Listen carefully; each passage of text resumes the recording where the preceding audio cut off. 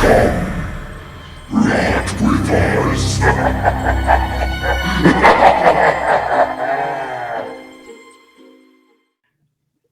greetings, you grotesque, maggot-infested morsels from the morgue, and welcome to episode 1 of the Horrible Horror Show.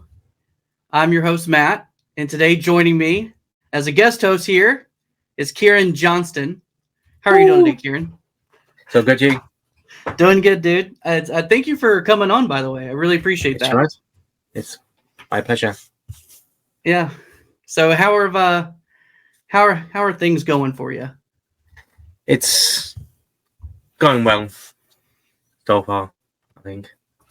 Good. Yeah, I've been just making some new films over the weekend. Oh, really? It's got me really well. It went really, really well. It did like a so Sunday the what am I saying? Let me have a look at the calendar. So Sunday the 3rd of March, we did a 12-hour film shoot. Wow. Then we took a break for a week because it was the Mother's Day weekend, so everyone could spend time with their mums. Then we resumed back on the Saturday and the Sunday. So the Saturday we did a 13-hour shoot, and then last night we did a 12-hour. Dang, so 12, 13, 12? Yep. Holy shit. So what, like, so on your first shoot, like when you started the movie and you kind of put stuff together and you got everyone together to that, to the location, was there, in those 12 hours, is it just one location, or did you go to a few different locations, or? No, so it's just one location. It was in my place. Well, yeah, it was upstairs. I bought an extra large dog cage, and we put the actress in the cage. Right. And they were in there for about maybe 3 hours, 4 hours. And then the next shot was downstairs. So mainly it was like upstairs, downstairs, and the back garden. So those all were just the main parts. Bam, bam, bam.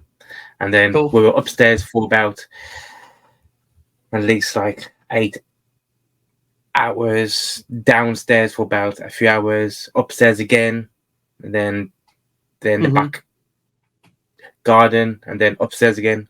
So we're just moving. Yeah. Did you feel like, okay, when you're setting up to like shoot, do you kind of like storyboard it and like, okay, this is how I want to shoot it? Or is it like you get there and you have an idea, but then that idea starts to change? Like, so I wrote the screenplay and I gave it to my best friend, Jason Impey. He's like an amazing director, and also a cinematographer who's like amazing. And you're a really good writer, though. I like that. Not to cut you off, but you're a really good writer. Just the first little bit that you showed me, like just that simple page, I was like, yeah, that's good writing. And you may not feel that way, but I felt like, wow, okay, I just can't write like that off the top of my head. It seems like, So like I gave the screenplay to Jason, and because the screenplay was really like well done, he knew like everything. He knew his shots. He knew where to go, because he's been like a big fan of the Cronenberg films. He's a big fan of David Lynch films. He loves Blade Runner. He loves Gaspar Noé or No. He loves like very amazing films with like the best cinematography. So he takes them and like he and then he makes it his own styles. And then so with my new film, he knew what to do and like the best shots. And over the weekends, I think we have some amazing shots, like really, really good ones. Oh wow, dude! I'm excited to see. Is he doing the editing, or are you doing all the editing?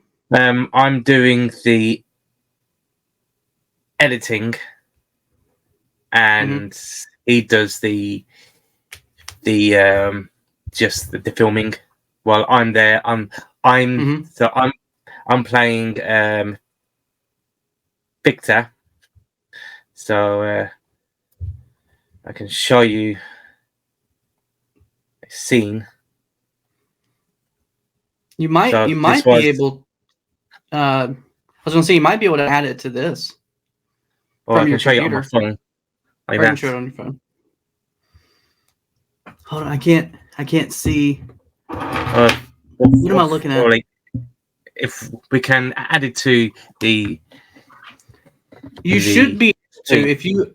Gosh, I probably could walk through all this stuff. If you go on your screen, do you see at the bottom mute, stop cam, settings, present? Yep. Click on present, and then you can add a file to that. Yes, that's brilliant. Okay, let me just do that for you now, and then. So this is one of these scenes. Just I'm excited. Send it to. Blah, blah, blah. Blah, blah, blah, blah, blah. And I'm back. What's up, over PBJ2? How are you? Let's send it to my Discord. And then take it from there. Where's my Discord? There. Those of you joining, this is Kieran Johnston. He's a horror film fanatic. He's extremely knowledgeable about horror films. Also a indie horror film director, script writer. I'm guessing you also have done some special effects stuff as well. Yes. You've dabbled with it all, so okay, it's so cool. Save that. Okay. From the and he's from the UK. I'll just leave it at that. We won't get too personal. People come hunt you down. Tools. Okay, so go back. Slides.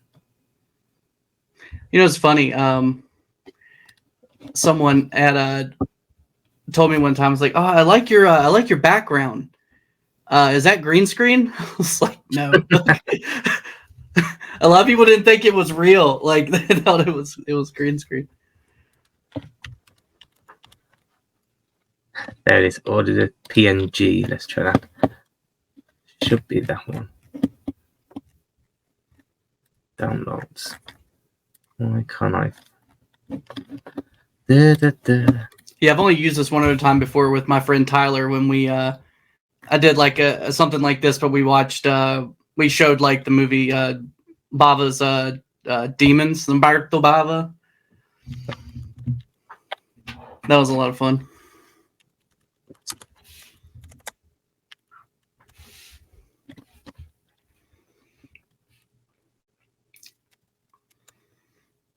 Yes. Okay, so currently, right now, he's going to be showing us a scene from the film he's working on right now. So I'm really excited to check this out. For any of you guys just joining and wondering what we're doing. Oh, your Fright Fest. Is that a new toboggan?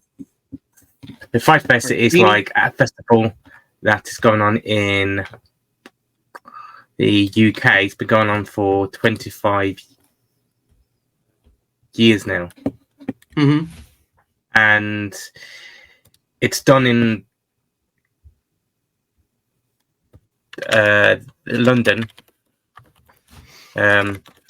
And it plays like all of the big films, the small films.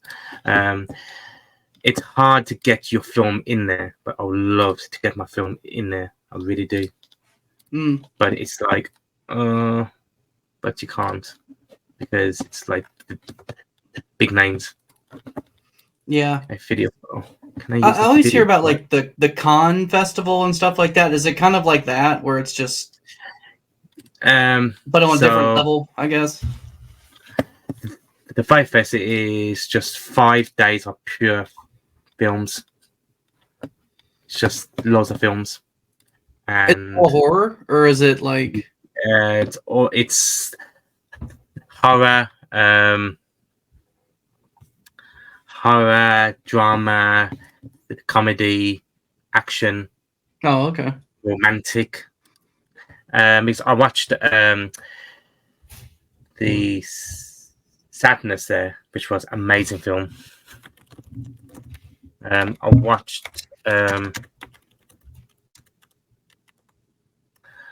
what did I watch last year? Last year I saw I've got some little piece of paper of like all the films I saw. Suitable Flesh, The Dive, Cheat, It Lives Inside, The Ghost Station, which is an amazing film. It's made by the guy who made The Ring. And it's really good. The American Ring? No, the Japanese one. Yeah, so good. Ghost Station? Yes, 100%. You must have to see it. I gotta write that down. How long are they? Are they like an hour and 30 minutes, or are they shorter? It's like 1 hour and 40, I think. An hour and 40? Yeah. Oh, wow. And it's so good. It's really good. Gosh, I always think about that, like making a film like... I could see myself making like 20 minutes, 30 minutes, maybe 45 minutes at the max. But it's like, I don't know what I'm going to do for the next, like, you know. It's hard to make a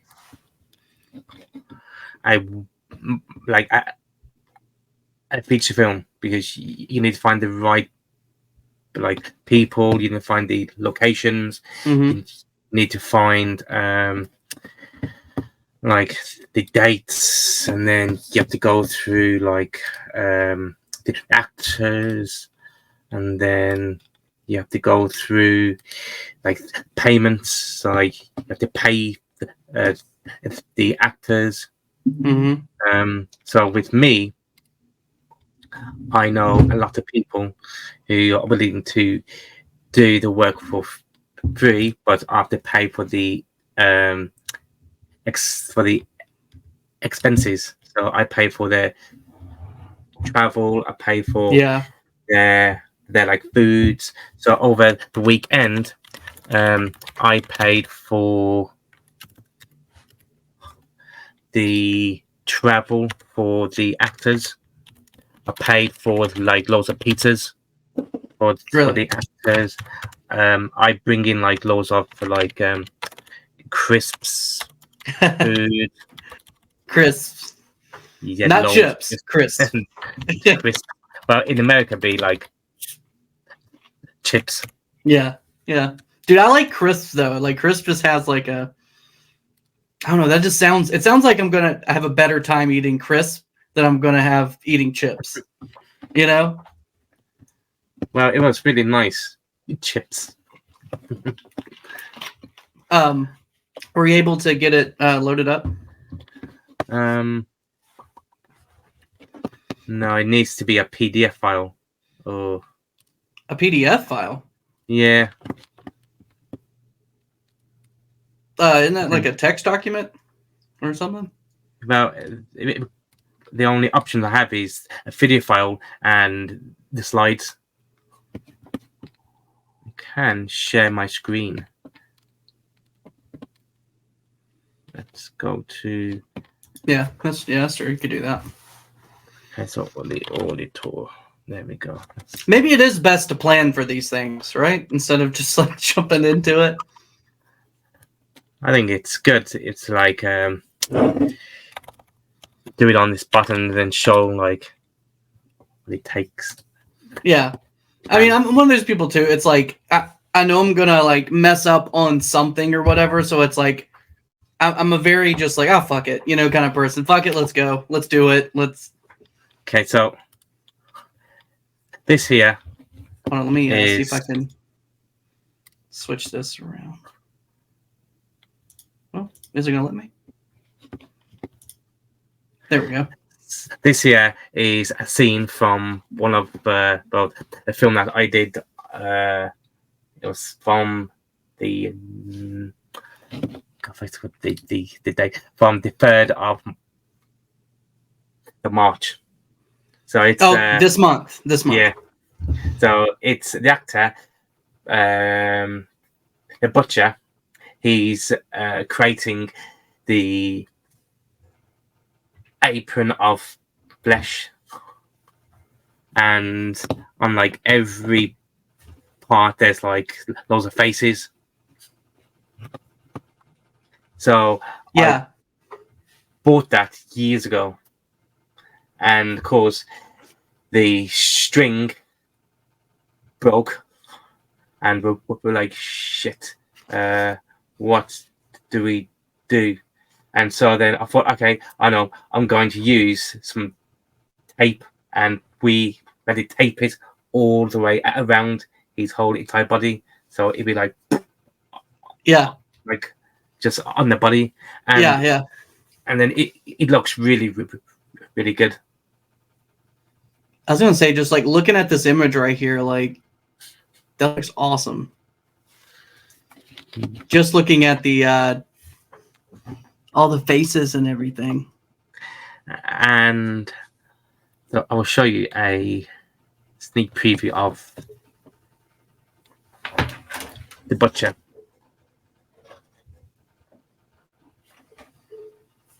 Sweet.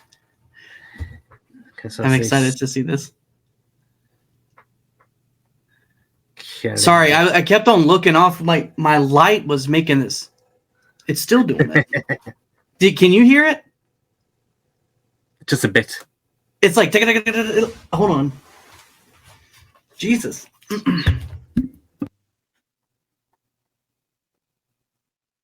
And there be.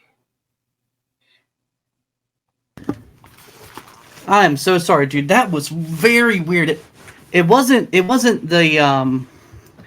it wasn't that. I have like this lantern that's up here, and it was like kind of can you hear me? Yes. Oh, sorry. This lantern. Okay, it's not doing it. And it was just like hanging off the edge of my TV. It had moved, and for some reason it was like balancing, I guess. Weird. It was just like just making this like racket. Okay, anyways, I'm sorry. There you go. Let's take a picture of this, and then I'll show it to you. Show the world a sneak preview of the butcher. So is that the name of what's the name of the film? It's called The Auditors. Mm-hmm. And the film itself is about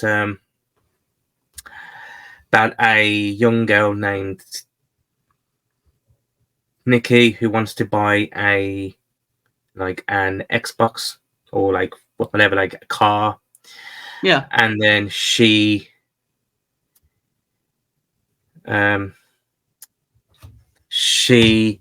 buys like the car or the Xbox or like the TV on like 12-month plan. Mm-hmm. So she has to register for the card, mm-hmm. which I made myself from a company, my own company called Pulp MD. If you can see that. Hold on, let me Pope MD. Dude, that looks sick. I like that. So that's the company that she buys the TV from, or the car, or like from. And when she goes up to the payment page, it's the terms and conditions, they appear. She does not read them, and then she's like, oh, it's just all crap. So she goes to the payment page, and she buys it on the 12-month plan. And then about a few days later, she's been made redundant from like work, and so she's like, oh shit, what do I do now? It's because she's now on a 12-month plan, and she's got to pay off at least like £5,000. So the first bill comes through, and she's like, hold on a minute, but I've got 12 months to pay. Why is the bill now? Like, why do I have to pay for the car or like TV? And then she starts to receive like loads of like the warning letters, and then all of a sudden, I turn up to the door, and I say to her, "Oh, Miss Nikki, I am representing Pope MD. I believe that you have taken out a 12-month plan." And then she says, "Oh yeah, unfortunately, I don't think I will be able to pay that." And then I say, "Oh, it's okay. We do have some alternatives. One, you can be our pet. Two, you can just take the death. We can kill you right here, right now." So she says, "Okay, I will choose a pet, please. But why?" I said, "Well, in the terms and conditions, paragraph 2, section 7, it says if you take out the 12-month plan, you become our pet, and the later down the line, you'll be sold at the auction to another the auditor, who then will be their wives, their pets, their slaves." And then she's like, "Oh no, please don't." And then she gets really, really mad, and the butcher comes and just smacks her one. She gets knocked out, and of course she ends up in the cage, and it's pure torture. Then on. It's been like the Texas Chain Massacre meets Hostel. That's for sure. What film is basically like, and then it looks really, really good.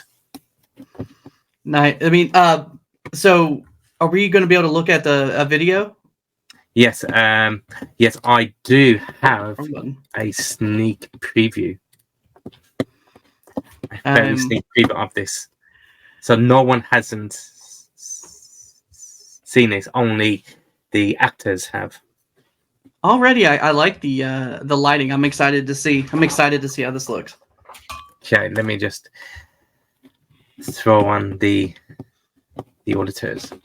So let me just log into my Vimeo and then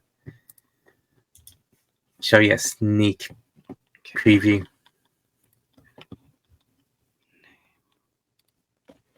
Log in. So what was where did the inspiration for the movie idea come from initially? Had you been thinking about that idea for a while, or did it just smack you in the face one day? How did it kind of come up? So after Horror on Sea, because my film Roadkill just done its world premiere there, I went back home and I saw an image from Hellraiser Judgment, and one of the Cenobites is called the Auditor. Mm-hmm. So then the name, I thought, the Auditor. That sounds really cool name. And then my brain just thought, hold on a minute, what if the Auditor, they take you as a pet, like you buy something, you can't afford it, so they will take you as a pet, and they torture you. So 12 months plan means 12 months with them on a £2,000, 2,000 days of pure torture. And I thought, yeah. And so I just began to write, and then everything just came to my mind. Yeah. And how long? I mean, it didn't seem like it took you very long to write the script either. Like you were like a week or more, every night. So I work in retail at night. So every night I came on about like 11 p.m. I would just write until about 4 in the morning. I would go to bed. I would wake up about 9 in the morning. Then I would just write until I go to work, and then I come home at like 11, and then I write till 4 p.m. So till 4 in the morning. Then I go to bed. Then I wake up at 9, and then I would do it again and again. It was hard, but it was worth it. Yeah, I mean that's the thing. Like, dude, when you really, really want to like achieve something, or you're really into something that you're doing, it's crazy. Like what you'll put yourself through, things that you normally may not do for something else. You know what I mean?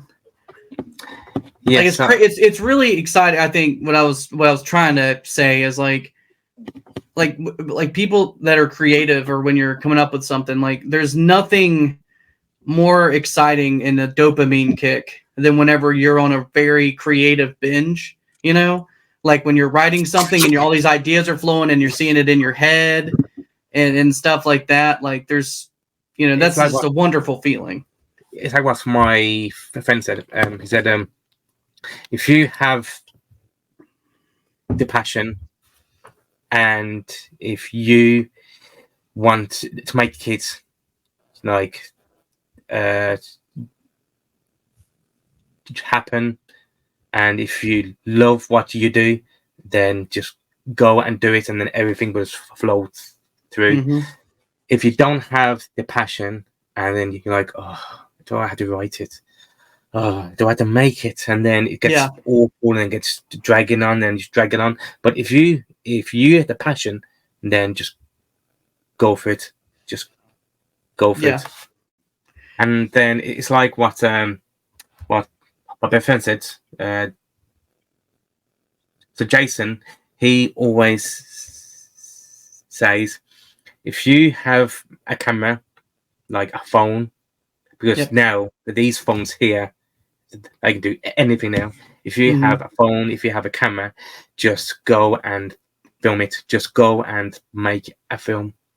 It doesn't matter if it's really crap, really bad. Just go and make it and see what you can make.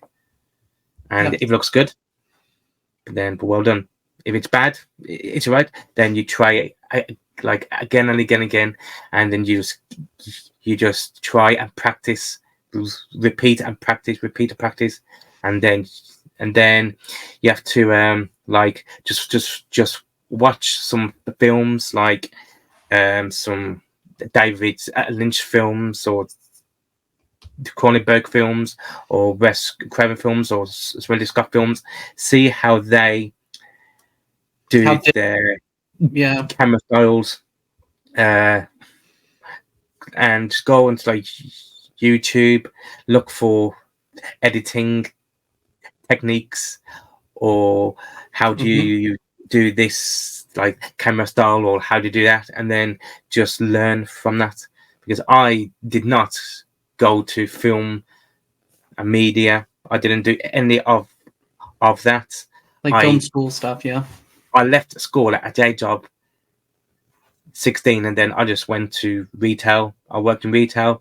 Then I met Jason in 2007, and then were supposed to make a film, but that didn't happen. So then I went back to work, then retail. Then it wasn't until 2016 when he brought me in on one of his films, which was the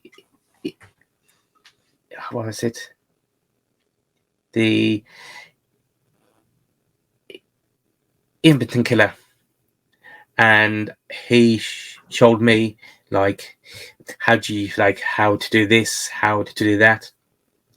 He showed me how to do some camera techniques. He then talked about the best editing software. Now, was he using, as far as his camera and stuff, was he using something that was really fancy, or was he using something that was more like a DSLR camera or something, or the fancy ones? Yeah. Yeah, the the Black Magic or whatever the shit is. At the time, he was using the Canon Mark II, I think. Nice. I'm not sure. And then over time, he got the Black Magic camera, and the 6K one. It looks amazing. Yeah, and for those of you out there, those cameras are not. It's like the price of a car, a used car. They're anywhere from $10,000 to $15,000. It is not cheap. Yeah. The body alone is at least 2,000, maybe 3,000 or 4,000, and then I'm like, oh my god. I'm pretty sure. You could correct me if I'm wrong. I might need to look this up to verify, but I believe that The Revenant, the movie with Leo DiCaprio, where he's surviving out in the winter, he gets betrayed and he's having to survive to get back to the guy that basically betrayed him and whatever. I think that was shot on a Black Magic. It was actually. Yeah, I remember them saying the camera was considered a lower end camera for, I guess, the other stuff that they use in I think it was. Yeah, it was shot on the Black Magic Pocket, the small one. Wow. And the movie looks, and just if you look at that movie, the movie is gorgeous. Beautiful. Beautiful. The picture quality is perfect. The sound is crisp. That's what you can have the best film, the best picture, but it's all about the sound. That's your main one. The sound is going to tell people. Has to be crisp. Yep. You gotta have the crisp, the dialogue has to be perfect. The Foley's has to be really good. So it's the Foley, it's basically these sound effects, when you're opening a can, you have to get a sound for that, yep, or the glass. So those have to be perfect. And then everything else has to be crisp. And then of course you have the best film. Yeah, I mean, a lot of times people think you're just capturing the sound effect of what's happening, footsteps or whatever, by just the actor walking. But a lot of times they're not. It's being added in. Yes, it's, just to get I guess to get where the sound is realistic sounding and it's not interfering with probably other things with the audio mix or whatever. I don't know a lot about audio engineering, but so that comes after everything is all once everything is all done, then you go to the editing suite. You piece everything together. Now, if you have loads of money, millions, then you can go to a composer and say, look, I want you to do the sound effects, go and make me the best music scores and everything, and then you're gonna best. But if you're an indie filmmaker who doesn't have enough money, then you'll have to go and find like some indie composers, or you can go online to like some websites that does the royalty free ones, and then you can create your own like Foley sounds and the music, and then just place them in. Because when I made my first film, I didn't realize that you needed sound effects. So when they were walking, you couldn't hear them. When like you were shooting, you couldn't like hear it, and so forth. Why? And then of course my friend Jason said, "You need sound effects." Well, oh shit, of course. And then like all the time I learned, and then now I like always use like sound effects, or I always get my mic, and then I do like some punches or like some slaps or like some glass shatterings, and then I just add that to my film.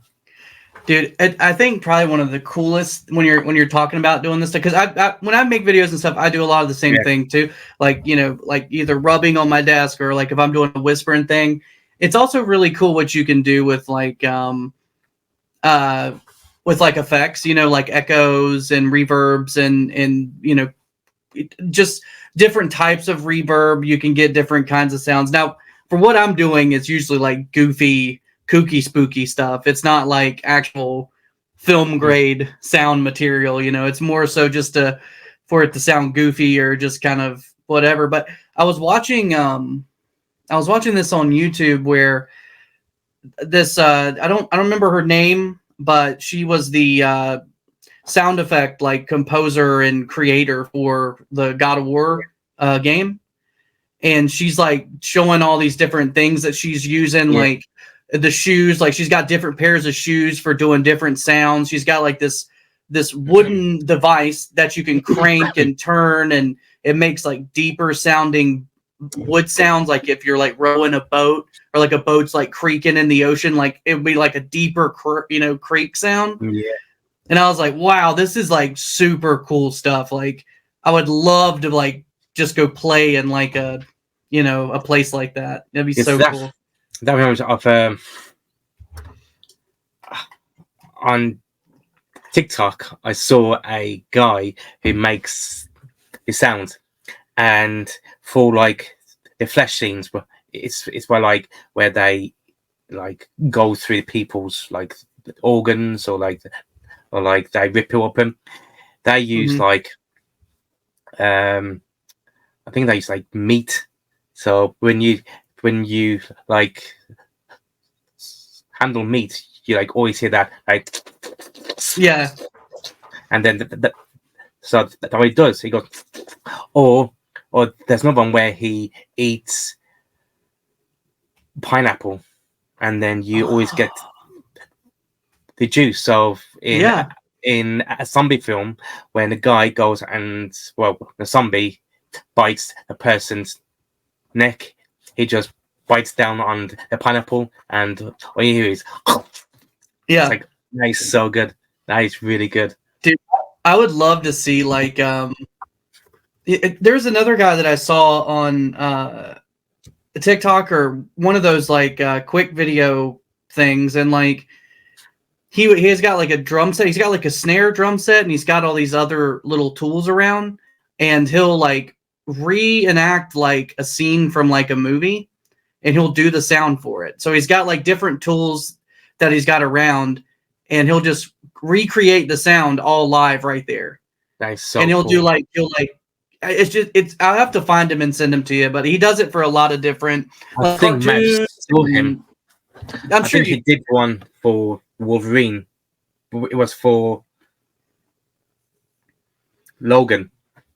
I'm not surprised.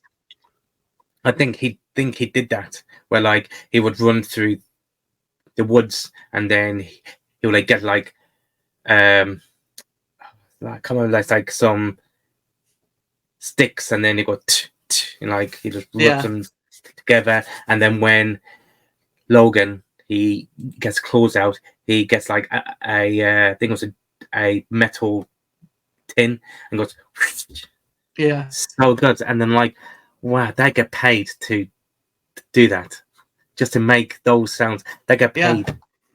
That'd be amazing. Imagine that. I know, because looking at it, you're like, man, I could do that. But there is a knowledge of like audio and space and like, you know, what you do to get like that particular sound. Because when you do listen to it back, it's like, dang, you know, I wouldn't think that's anything else. Like it sounds exactly like I said with like the girl doing the God of War. Like it sounds like the bowing of a boat or whatever. Like it's really impressive what people have like created over time for sound. If you look at Christopher Nolan's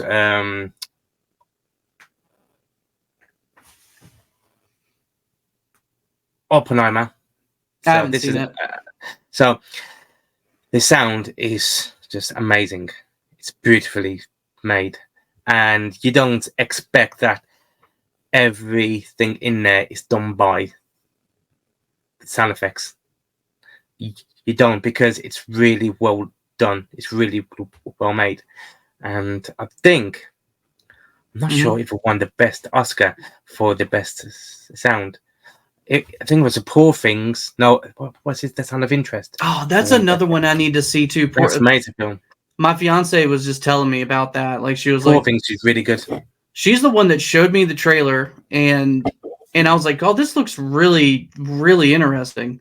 And then she's been bringing it up like every other day. We need to watch that movie. Yeah, it's won best costume, I think best makeup it won, and it's supposed to be really good. It's supposed to be very good. I'm excited to check it out.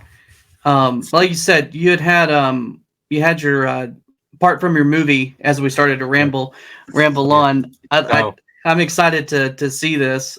This here is a sneak preview, so you're the first people to see this.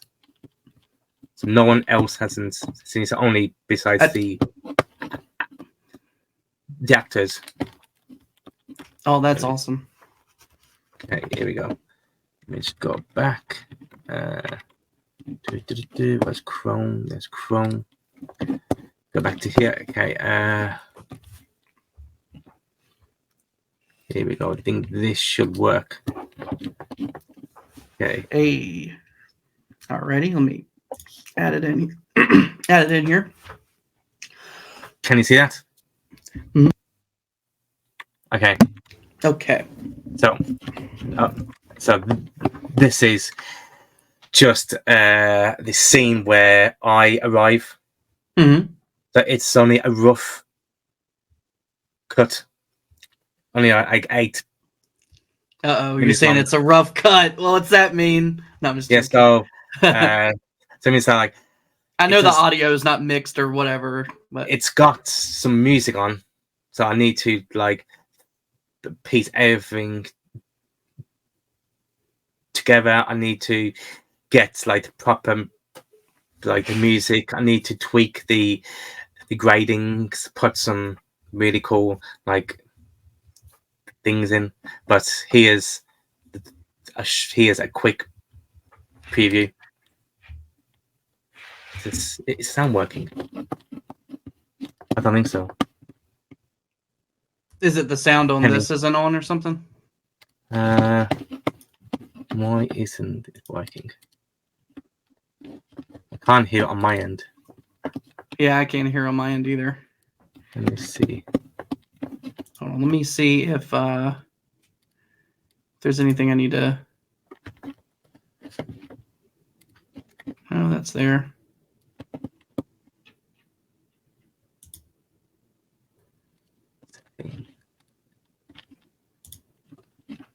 I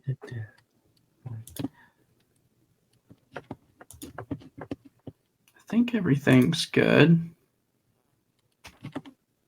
I can test something that I have. So for any of you guys joining right now, we're about to check out a scene from Kieran's upcoming film. We're just having audio difficulties. It's not, the horrible horror show unless something horrible's happening. Either there's no audio or, or I just don't show up, or the guest doesn't show up. Like that's. Here we go. Need that? No. Why can't I hear it? I wonder why I can't. Let's share my screen. But you could hear it. I wonder if there's something that I'm not doing on my end. I'll follow these steps. Share screen. That's it.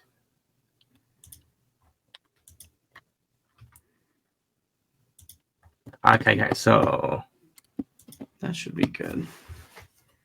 So size. Share screen. Auditors. Share screen. There we go. Okay, make sure the audio. Okay, I can mute it, unmute it. Okay, it's done. It's not muted, so it should. Can you hear that? Okay, yes. Okay, now I can. Okay. So here's the preview. I'll make it bigger. Good morning. It's Nikki. My name is Victor, and I'm here representing Pulp MD. May I come in? Oh, this is awesome, dude. I love your outfit. It's fucking gnarly.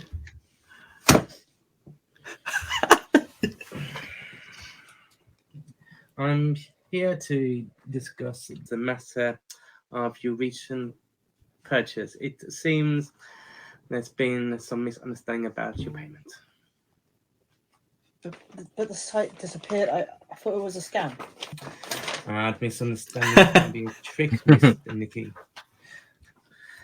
There's no need to be frightened, Miss Nikki. We're just here just to discuss the matter of your payment. The 12-month payment plan is quite interesting choice. But I've been made redundant. I thought I had 12 months to pay. I've been trying to find some money. 12-month plan, Miss Nikki. It means you remain with us as a pet for the duration, after which you might be sold to another auditor. Read section 7, paragraph 2. Excuse me, pet. Sold. If you buy now, you're free. Pay later, well, you become our possession. You get to keep your item, and you get to walk for free. I thought this was just a normal buy now, pay later scheme. Who reads the terms and conditions? We do offer an alternative, which is death. It's your choice. She's just quiet. I don't want to be your pet, your property. Surely we can figure something out. You see, you got some nice teacups. May I have some tea, please?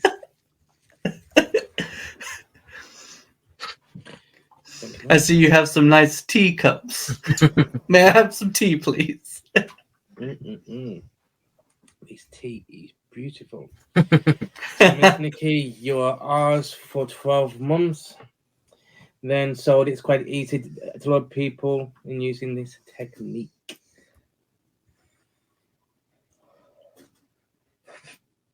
Please, just leave. I will pay you back every penny. I swear. Just.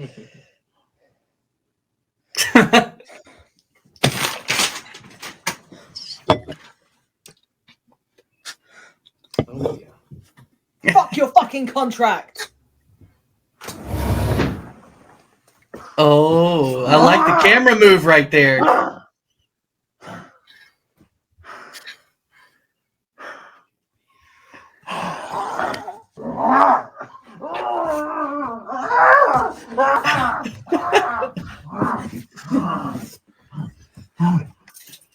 bitch, Tommy! Get that bitch! Looking for these.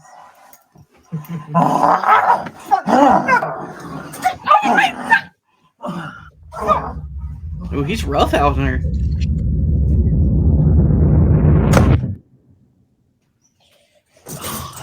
It's awesome. Let me out! Help!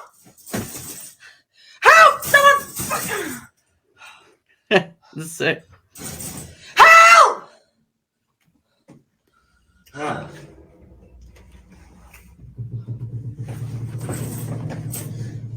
Miss Nikki, you are awake. I thought the butcher would have done more damage. This guy, guys, here, this guy's butcher will be taking quite good care of you all needs.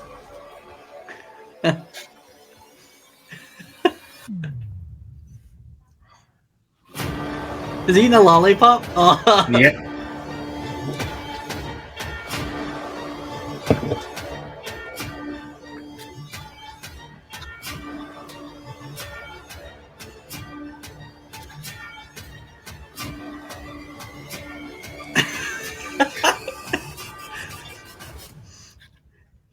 That poor lollipop.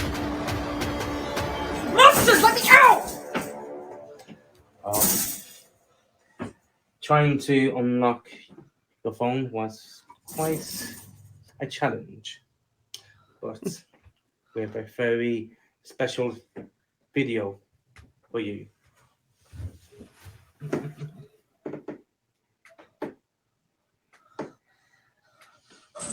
What's up, Elder? How are you? And we have a very special guest today. Oh, you'll enjoy this one. All the way from North Crawley. It's your mother. Nice. Fucking monster!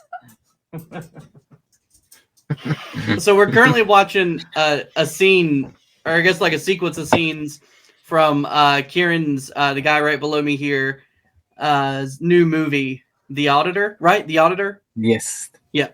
Do you know what it is? And this is just like so much fun. I love your character, by the way. No! No! No! I like the lollipop thing. He's a good boy. No!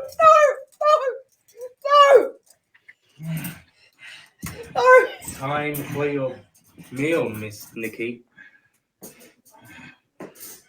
Oh, fucking... There's kids who are starving in the world. And you're wasting food. That's better. Don't you be wasting the food, Miss Nikki. Hell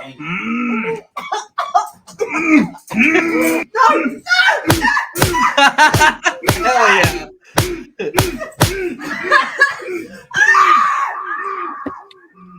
There you go. Oh my gosh, that's amazing. I feel like I have so many questions after watching this now.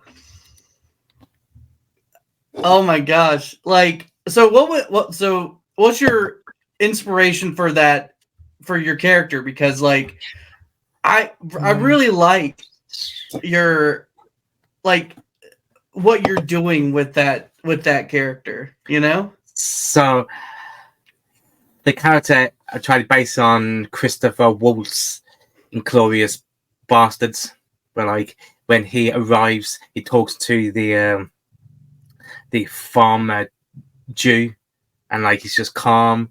He's like, he just talks for like, oh, have some of your milk. Yeah.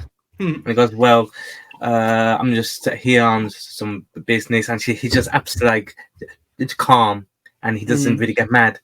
So I based my character on like him with sort of like the Jack the Ripper like vibe. Yeah, and then I can see that. That's where the character, old came from. It's like calm, but Victor is like a very evil man, but he's just a calm man.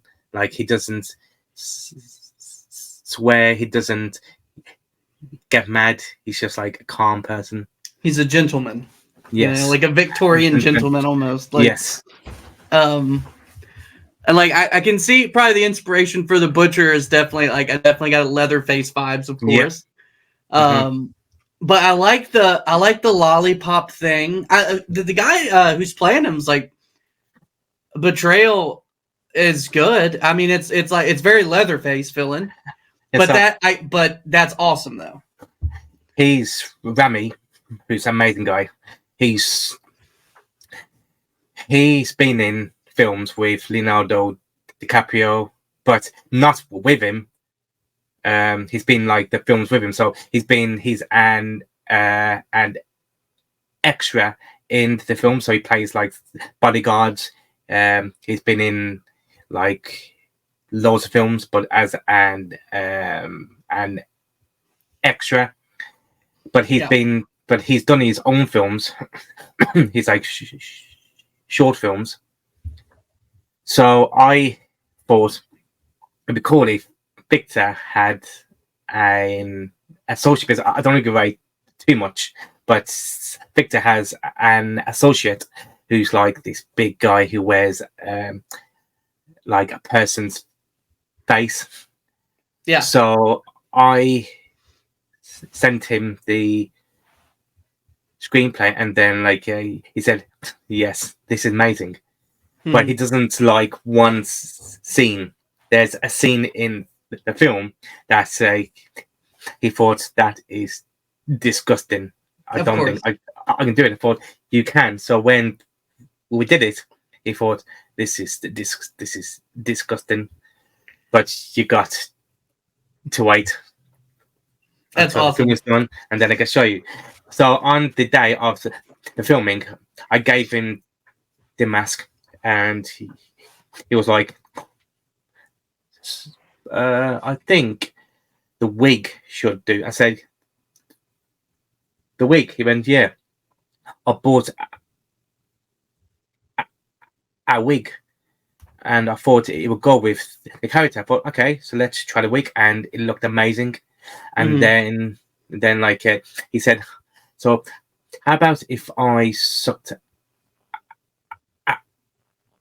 a lollipop, like a jawbreaker, all the way through the film? I thought, yes, try that. And then, of course, we have this monster. He's a simpleton. Yep. He's a bit like slow. He doesn't understand people's motions. Right. So Victor is there to keep him under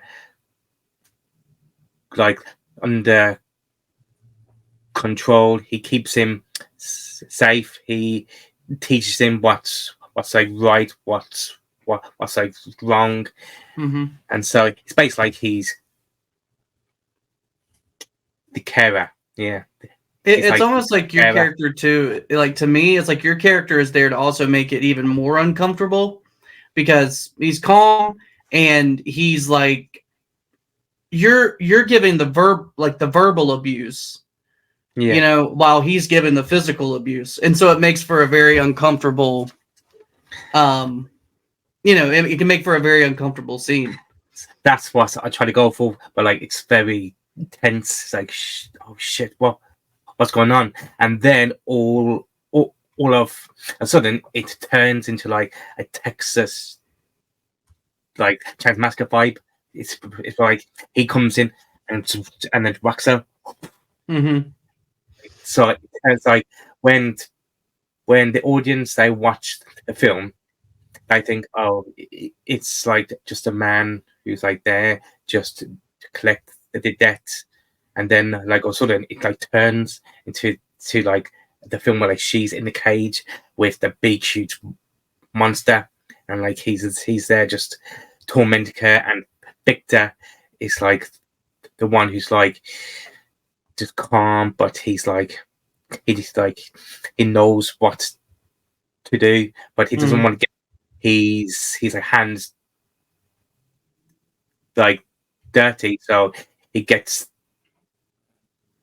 like the butcher to do all of the dirty work. So basically, they're like going, butcher, do this, butcher, blah blah. Like work perfectly. It reminds me a bit of like Martyrs, where she's tied to the chair and this big guy just walks in and just punches her. Yeah. And after 5, I always want like a Martyrs vibe. It's like, oh god, what's gonna happen now? It's like, oh god, that is horrible. Yeah.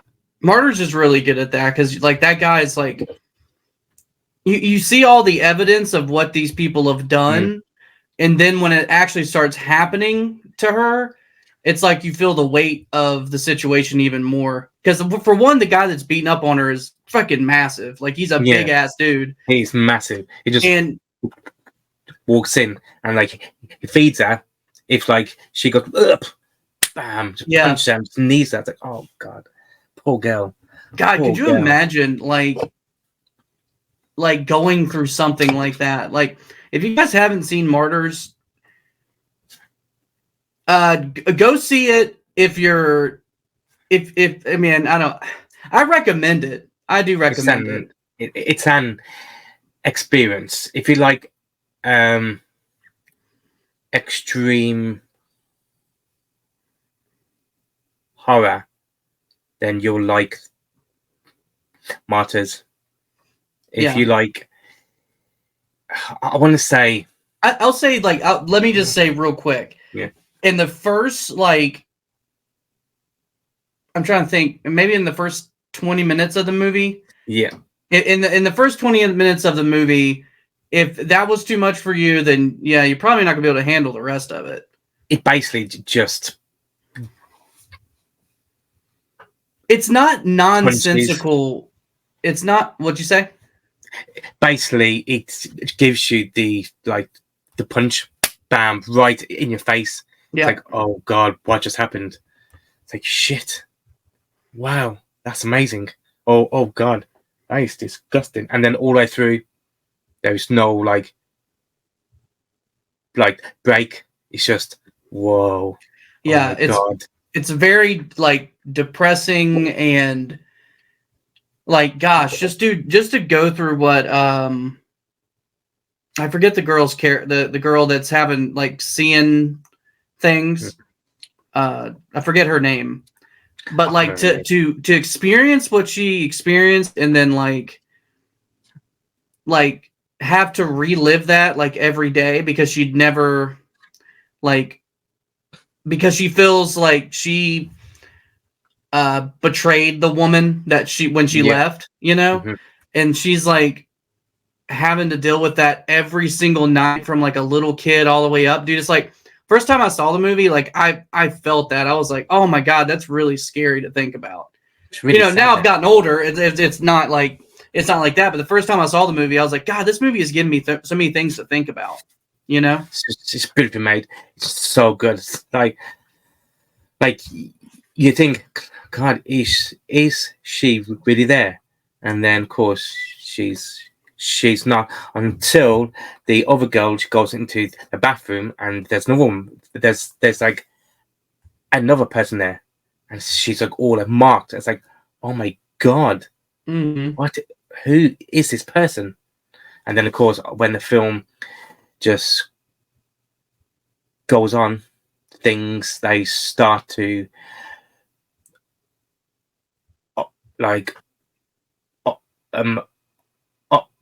not open up. Like, it shows more like the secrets. They start to unravel. Why is person there? Why did they do that? Or why did she do that thing at the start? Who are these people? And then you find out, and it all like comes into a full circle.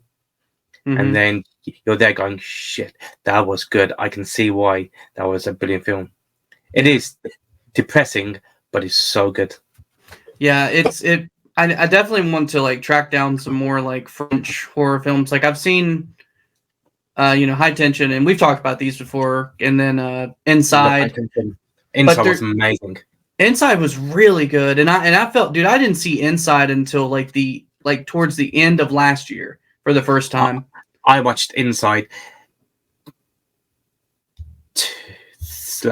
last week.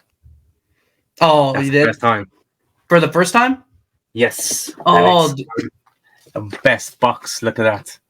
Amazing. Oh my god, that's gorgeous. Beautiful box by Second Sight, and then you get like posters, cards, you get everything. Oh my god. It's oh my god. The film, I was like, wow. The ending's like, oh my god, did she just do that? Yeah. It's beautiful. Oh, it's beautiful. I know, dude. Like the violence is just like, because it's pretty much like one location for the most part. Yeah. But it's done like so well. Like I just remember thinking like in the middle way, like once I got to the middle of the movie, I was like, God, why did I never watch this? I had so many opportunities to watch it, and I would just be like, I'm not in the middle. I'm not in the mood to read subtitles or something like that, For me, and then finally I watched it, and I was just like, fucking A, this movie's awesome. I think I was put off by the story years ago. Mm-hmm. I thought, oh, that sounds boring.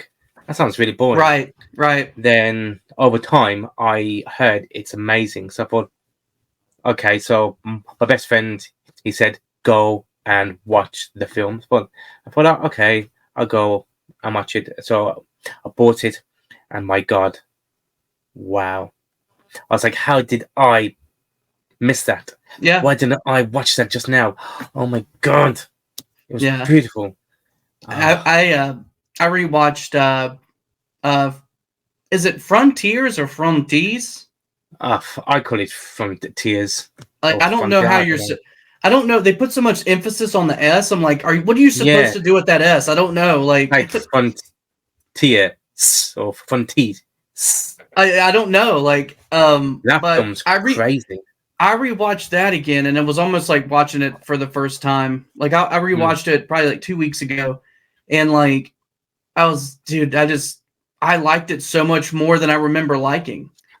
I watched that last year for the first time, and I thought, okay, this is quite good. This is the film. It gives an ordeal vibe. If you have saw that film, Ordeal, or in French, it's called what's it called? It's called. Is it by like the same director or something? No, it's by a different director. Ordeal. It's called Calvia or Calvia. I don't think that doesn't sound familiar. It's like CALVARE. I'm gonna put these movies in the comments just in case anyone's wanting to check them out. Make sure for Martyrs, it is the one from Martyrs, yes, 2007 or 2008. 2000. No, it's 2004 or 5. Is it? Yeah. Because I know the remake is like from. When is the remake from? Yeah, it's 2000. It's 2008. No, it's not. No, it's not. That's when the remake was. So you're. Wait a minute. Oh, okay. The French one is from 2008. You still there? Did I lose you? Hello?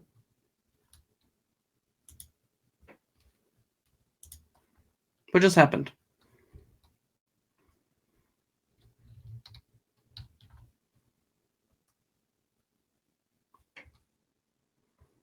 Oops. Oh, I think we're having a little bit of Technical difficulties. I don't know if I messed up something. Oopsies. Oopsie daisies.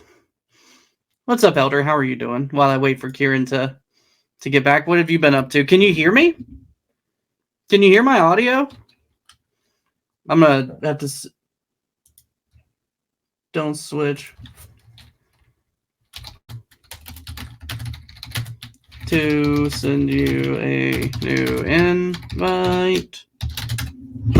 Okay, everything's falling now. Twitch has been really weird, like on my phone for some reason. It's like it just freezes. I can't tell if I'm even like if it's what I'm doing is working or not. So what have you been up to, Elder? So I've decided to start doing like a weekly podcast chat show. I'll be having another friend of mine, Brian Paulin, who's a director out of here in the U.S. He's he does, I actually have one of his movies over here. I can show you real quick.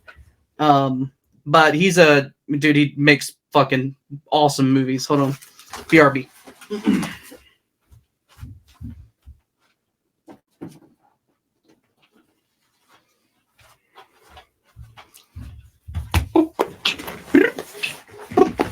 Internet died, waiting to come back on. Oh, his internet died. So since it's getting late, we'll probably let's just do another one on Wednesday. Are you down for tomorrow?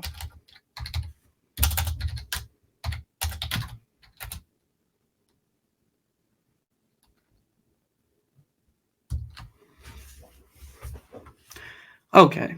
Oh, so this is the movie. So this is the movie from Brian Paulin. This cover's pretty visceral, but he does all the special effects. He directs. He writes for the most part.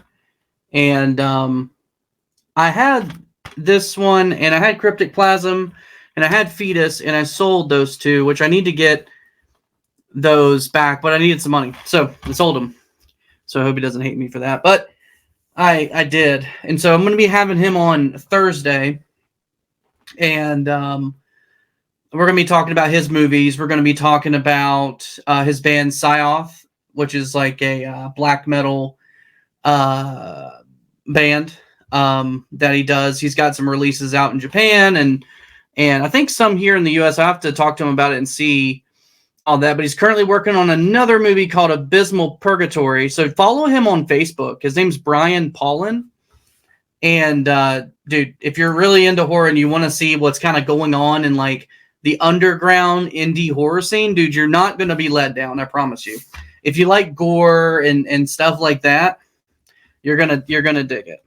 But the movies we were talking about were Martyrs, and it's Martyrs from 2008. I would have sworn it was like 2006, but I think I'm thinking of like Hatchet, because Hatchet was like, I'm back on again. Okay, maybe I'll just have him jump in. Oh, there he is. He's here. There you are. Hello, good sir. Sorry. Internet's crap. I hate it. No, you're good. I was just typing these up, and I was telling him I was gonna do have Brian Paulin on, and I just brought just wanted to show septic. Dude, I had Fetus and I had Cryptic Plasm, and fuck, I can't remember the other two, but I sold those, and now all I have is Septic. And I hate that because like my favorite was Cryptic Plasm from him. That's like my favorite one. I don't know what it is about that one, but I really like it. That's the worst thing ever when you have to sell your Blu-rays or your DVDs because you have no room. And that's the worst thing about being a film collector, is that you sell, like you buy all the films and then you have no room. Then over time you got to sell some films then to get like more films, and then you sell more films, and then you buy more films, and then maybe into the near future you're like, shit, I shouldn't have saw that film. had me like so many times when I have sold some like amazing films, and now I'm like, shit, I shouldn't have sold that. I wish I would have kept it. I literally like sold like all of my Blu-ray collection, which wasn't like a ton, but it was like it was at least like a bookcase full of like, you know, it had all like, you know, like Maniac and all like the classic 80s pieces and all those, and then like I had some other like obscure stuff, because then I started getting into Vinegar Syndrome, and I had some Vinegar Syndrome stuff, and then but yeah, and my biggest thing was I hated it because I started getting into Vincent, and then like that's when I just started like, oh well, I'm just gonna sell everything. So I got like what's that fucking movie called? It's a movie from I think it was made in Mexico. It's like Cemetery del Terror or Cemetery of Terror or whatever. I think I've heard that. And I love the cover of it. Like that was the first movie I bought from them. I was like, oh, well, that looks awesome. And I was just like, I instantly just had to buy it, like instantly. So and do you buy films for like the artwork, or do you buy them just for just because you know it's gonna be good? I kind of both. I mean, a lot of times it's the artwork that calls to me, just like it was, you know, back in the day when you went to the video store and you saw like the cover, and that's what made you, you know, want to get it. Like I used to mix up the covers for some reason for the movie. I don't know if you've ever seen the movie Slaughterhouse. And then there's Slaughterhouse, and then there's The Thing. And for some reason, the covers just look so similar. So I would like go buy them in the store and be like, wait a minute, I saw this movie, didn't I? And then I got it, and that's when I first watched John Carpenter's The Thing, and I was like, holy shit, this movie's a lot better than Slaughterhouse. I think the films nowadays have like very, like, I want to say crap. They don't have the best artwork as what the old school horror sounds like. If you go into blockbusters, you had Jolly Killer, you had the Maniac Cop, you had Ice Piece on Your Grave, Nightmare in like a Damaged Brain, you had Maniac. Those art covers were amazing, and then now it's just like, oh, it looks good, but it's not like the best artwork. It's just like, I can't describe it. It's just there's no like wow, and that looks amazing. It's like part of me is like, when it comes to new stuff now, I feel like it's probably harder for them to be creative with their covers, because you know, if you look back at like the 80s when they were, you know, or you know, when they started doing like VHS covers, and you looked at like one sheets and stuff like that, like, you know, you think about like the cover of Maniac, it's literally just a guy standing, and he's got like, I think, a knife, and there's blood. Yeah. And you just see like his waist down. It looks beautiful. Yeah, it's like, it's so like simple, but it's so like profound at the same time. But it's also like, it's such an iconic image that you see that image kind of like reused in a way when you see like indie horror films trying to like you know, kind of, you know, pay homage to something like that, then also, you know, try to, you know, get a reaction from horror fans, because they know, oh, if this kind of looks like something they've seen before, then 9 times out of 10 I'm probably going to get more sales or viewers. And it's, you know, that's kind of how it is these days. If you look at the remake of Maniac, which is really good, it only has a knife with Elijah Wood's like face on, and that's it. Well, if you go back to the old days, it's just a man, just he's like nearly like legs with like a knife and there's blood dripping. It's like, that looks amazing. That looks better than the remake, because the remake film is really, really good. But yeah, I like it. The original is like the classic video nasty. That is like the well, just Joe Spinell is just like, he's someone that was like, you know, he was a very popular guy in as far as like, you know, he was in Rocky, I think. He was like and you know, he was in a lot of different things, and he just had like this look to him where he's like a distinguished gentleman. Like he's like, you know, he's a really good actor, but then he could also play like someone that is just like nasty and that you wouldn't want to be touched by. And that's kind of how he is in Maniac, where it's like you see like this darker, more just sad, perverted side of him, you know, that you didn't really get, that you don't see in other films, obviously, from him. The thing about the Maniac is that because it's shot in POV, which is like for first person, it's so creepy because you are there, you are actually him, and then you see everything. You see him like murdering people, you see the creepiness, you can feel him, and that's like, oh, this is creepy. That's what's so nice. That's what's so effective about like Halloween. Like I don't think Halloween was the first one to do like that first person perspective with breathing. I'm trying to think of what else well, I feel like Psycho did it like in one scene whenever she like stabs the dude and he falls down the steps, or like when, like, I think there's that part. The shower scene in the Psycho. Yeah. Or it's like maybe Peeping Tom. Peeping Tom, yeah, that's true. Peeping Tom's actually really good. I like that one was really good.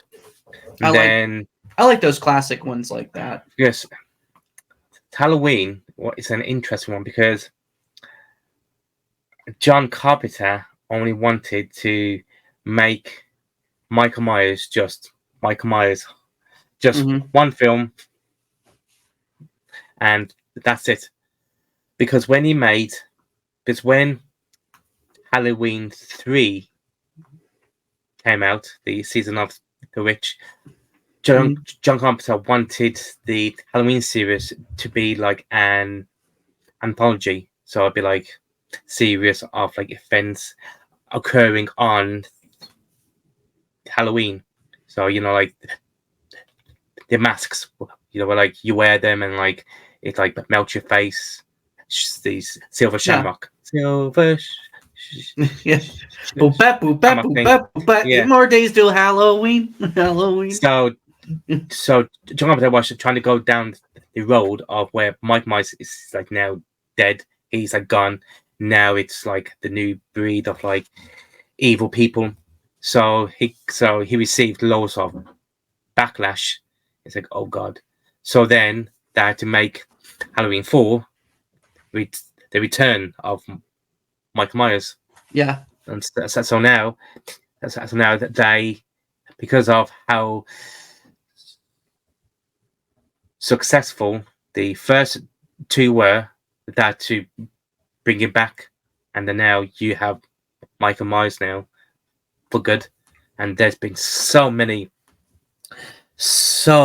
like films, so many timelines, the most stupid timelines. Like you got the Jamie Lee Curtis one. It's where like goes from, if you want her alive, it would be Halloween 1, Halloween 2, the 20. Halloween 1, Halloween 2, Halloween H2O, Halloween 2018, Halloween. Well, don't forget he dies. She dies in Resurrection. But then there's the other timeline where she dies. Halloween 1, 2, H2O, and then Resurrection. So that's the timeline where she dies. Then if you want to go down the route of the Thorn, so it'll be Halloween 4, 5, and 6. There's so many timelines. Yeah, it's like, oh my god. It's like, I don't know. I mean, I'm sure people have like tried to connect it, but I've always tried to like connect 3 to, because in Halloween 3, a season of the witch, like the security guy, whenever the guy that's got the orange pumpkin mask, and he's running up and he's gonna like talk to him or whatever, like help me or whatever. Like he's watching Halloween on the little TV set, and it's like John Carpenter's Halloween, blah blah blah, whatever. And I was like, well, that's a fun idea that Michael Myers was somehow possessed by this mask or something like that. It's a stupid idea, but I mean, it could like happen, you know. So I guess there's just not enough to really build on that. But so then that's the other timeline where Mike Myers is dead. I mean, 1, 2, and then 3 dead, all gone. And then of course, and dude, Loomis should have been dead in 2. Like holy shit, there was so much fire. Dies in number 6. Yeah, officially. 6 is.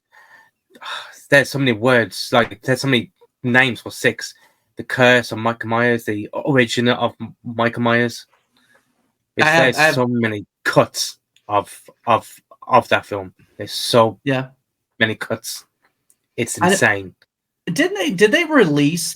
Didn't you? I think you might have told me this. They released one that had all the cuts because I haven't seen all the cuts. I've only seen I think 2 of the cuts. I think there's 3, right? It is up there in my thing. Let me go. I was wondering if it was.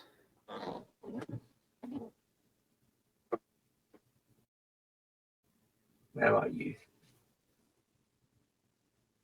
It is. I like that little Chucky there. Very much. He's like Pinhead. Hello. Hello. That's awesome. There you are. Let me just go and remove these. Take these down.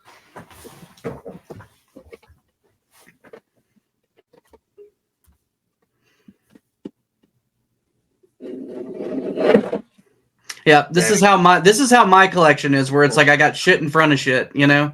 It's like, in this beautiful. It's been signed by so many people, but that's the Halloween box set. It's got from 1 to Rob Zombies, and it's amazing. And the one that we're talking about is this one here. Because I have 2 copies of Curse of Michael Myers on VHS, and both of them are the same that one there. And then I love the cover, dude. Like the cover is I love it. It's one of my favorite covers. Really, really good. And now, if you look at bloody Halloween Kills and the ends, it's just really bad. It's just Michael Myers' face, but that looks nice. Yeah, it's just Michael Myers. Yeah, and you got like the chick on the knife. Yeah, and I mean it's a nice little touch. But yeah, they basically, I don't know. I wasn't a big fan of the like that's nice. The 3, yeah, that's one of the coolest. Good. That's one of the coolest. Like, if I could definitely own a 1 sheet, it would be a Halloween 3 1 sheet for sure. See now, that is the worst one. See, that takes us to the 90s, or right? Was this? I mean that when I see that though, the 90s, it makes me happy because it reminds me of Scream. It reminds me of I Know What You Did Last Summer, like Valentine's Day or whatever. So you enter the 2000s with that. No, 94. I think so. No, 99. Yeah, you're right. That's right. Yeah, it's H2O, so it was 2000. Yeah. Right. 98. Is it 98? So H2O was just 98. Like for 20 years, I guess, right? Yeah. So that's when all of the boxes, they all look like that. Like Scream, as we said, I know did last summer. All of the teenage slasher films. Yeah. And then Rob Zombie then made his own one. Yeah. Which I know people hate on it, but I mean, I I like the movies for what they are. I mean, I think the violence and the blood, and I like Wayne Toth a lot. I think Wayne Toth's like special effects abilities are really impressive. Like I like what he did with Devil's Rejects. I like what he did with Thousand Corpse. Like he just has like a really nice special effects style. So it's like, although it's like when it comes down to it, like the story of Michael Myers and what's right and what's not, I really, at the end of the day, I really don't care that much. I just like the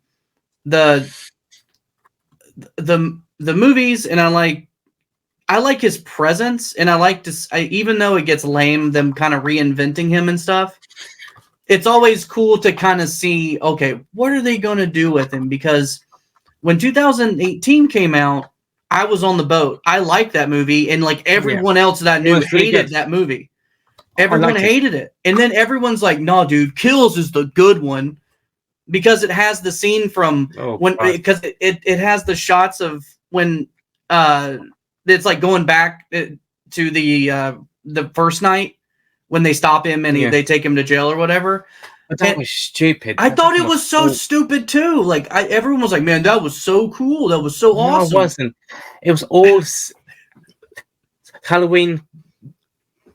So Halloween Kills was just basically set in the hospital where Jamie Curtis is like, evil dies tonight. Oh yeah, evil dies tonight. And then you had Tommy. Is Tommy? I think that guy. I fucking hated him. Yeah, he comes back going, evil dies tonight. And it's like, mate, it's just annoying. And all them sitting in the bar, and he's like giving monster. this mopey speech and stuff in the bar, and I'm like, God, will you stop? You're dragging this movie through. It's like the movie drags you through a bunch of pointless shit for like at least 50 minutes, and then you get some kills and stuff like that, and it's like, oh, this is supposed to be the big payoff, It's like, no. Oh, it just ends like boom. Like, oh my god! Then they go away for another year, and then when bloody Halloween ends. Oh my god! What was that film about? Like when what was that film about? Halloween. If you named it, Halloween, the Curse of Corey, then yes, it will be really good. Oh but that would have really filled some seats, though. Yes, that wouldn't. But it's about a guy called Corey who's been bullied, and then he becomes the evil. And then Mike Myers is hardly Mike Myers is in the film for about 10 minutes, and that's it. That's the film. It's like you can't call it Halloween Ends. You can't have Mike Myers on the box. They tried to bring everything like all together. Like I felt like in Ends, it's like, okay, Michael is weak. He can be powered by killing. So they kind of like were bringing in the Thorn thing.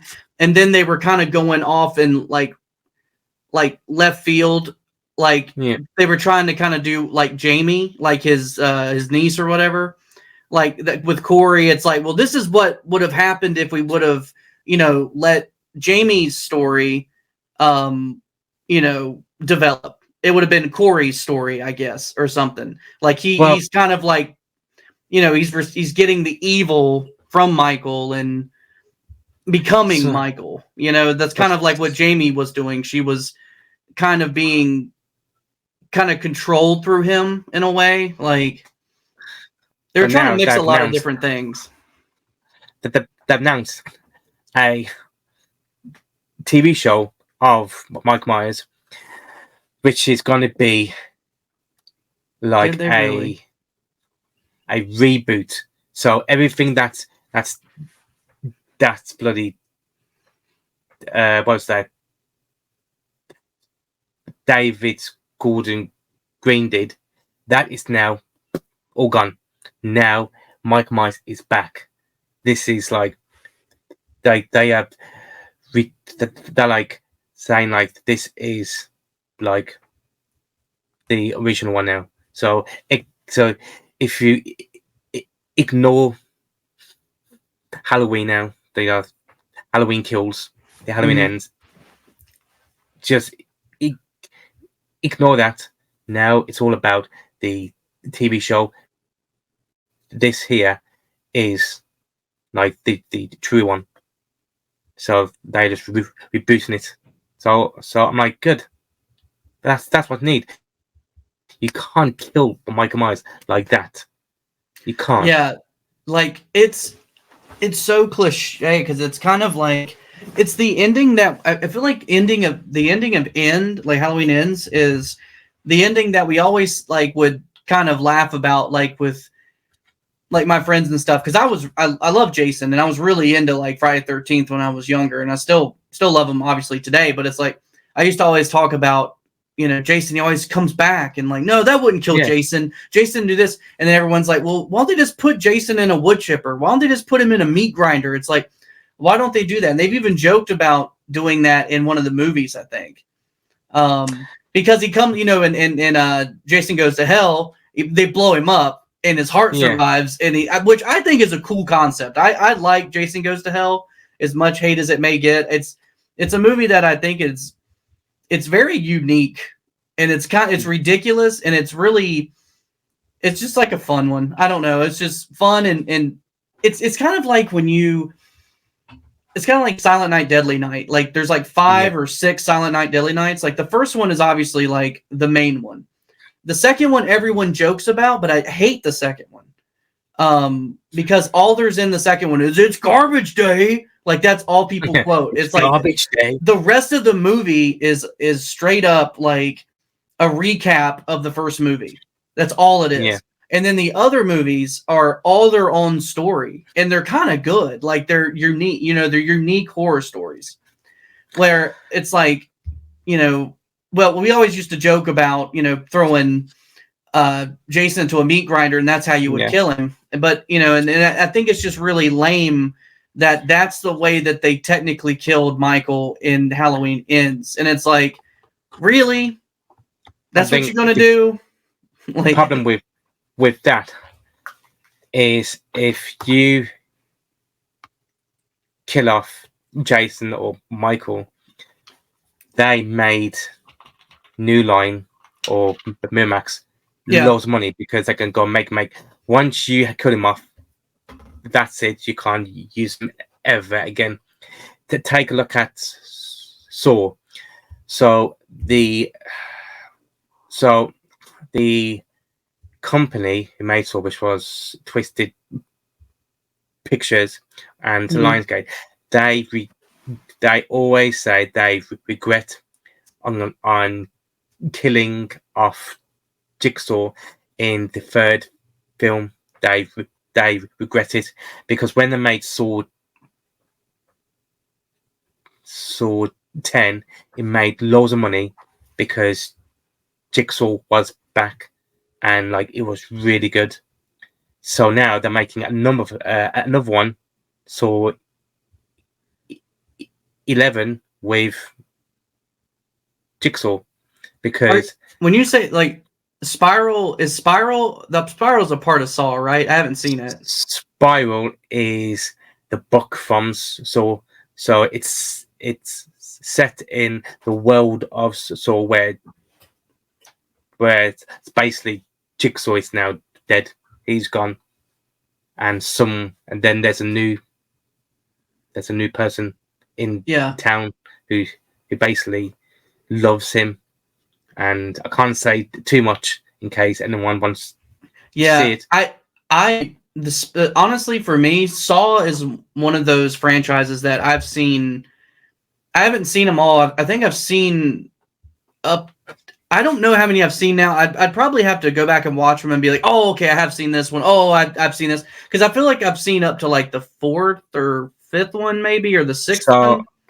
Like the Saw 8 is basically the end of the cop Hoffman. So that's his story gone. And then 9 then is like in the world of like 1 to 8. It's like in the world where like one guy says, oh yeah, I know this one, and so that this happens. And then Saw 10 is a prequel to Saw 1. So then it goes all no, actually no, it's a prequel in between Saw 1 and 2. So it's in there. Oh, okay.